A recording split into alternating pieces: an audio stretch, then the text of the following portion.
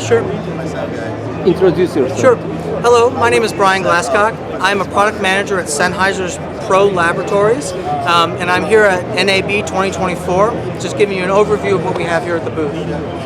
The new this year at NAB, the first time we've had it at the show, is the 8030. So the 8030 is part of our MKH 8000 series, and they finally, after around 17 years since we launched the 8000 series, completes the series with one of the missing polar patterns, right? So the 8000 series is an RF condenser series that includes all of our top-end RF condenser microphones, and we had all of the polar patterns from omni to wide cardioid, except for a figure of 8. Now, what the figure of 8 allows field reporters to do, and anyone else with using these microphones, is to combine these microphones to create something called a mid-side recording, or a double mid-side for more immersive recordings, right? So using 2 or 3 microphones, you can get an improved stereo image and one that's adjustable in post.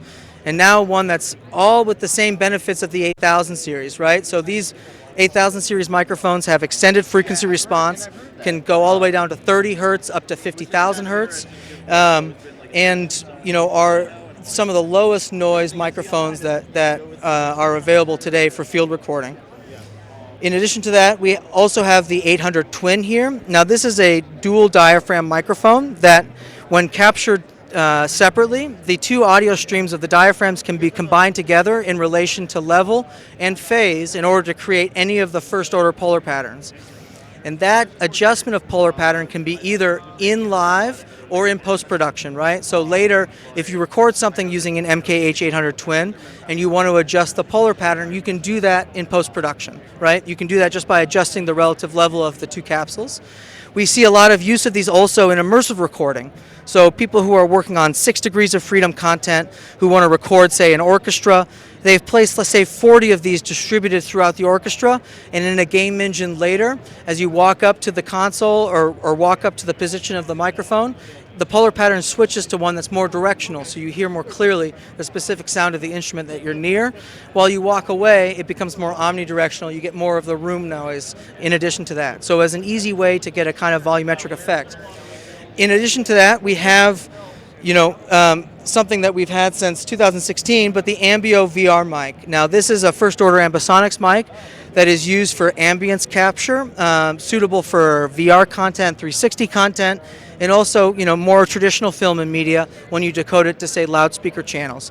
The VR mic is a robust single point solution that works well for those kind of run and gun situations where you don't have the time to set up a larger microphone array, and you want to be able to capture the interaction between, say, an emitter and the sound sphere, right? Say like an example I use all the time is like Gregorian chants, right?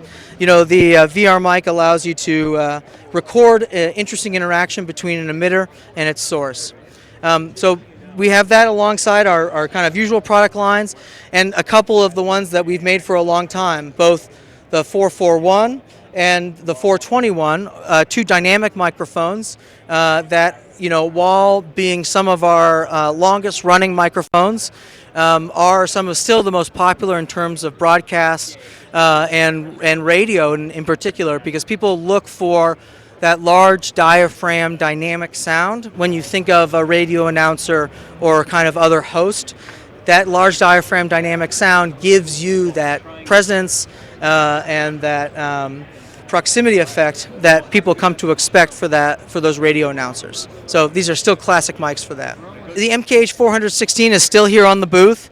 Something that we've made since decades at this point, as well as its successor in some ways, the 8060, right? So when we were talking about the 8000 series before with the new 8030, also in the 8000 series is the 8070 long shotgun and 8060 short shotgun.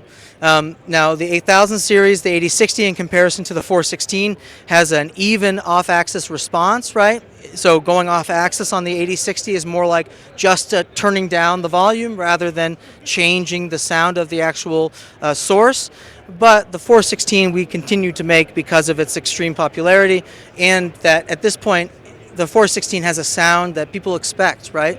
The coloration of the 416 is something that is a positive as it matches the kind of expectations of directors and the listening public. So it's something that we won't cancel, I don't think. It's still, the price of the 416 is not dramatically different than the price of the 8060. Those are roughly equivalent in price.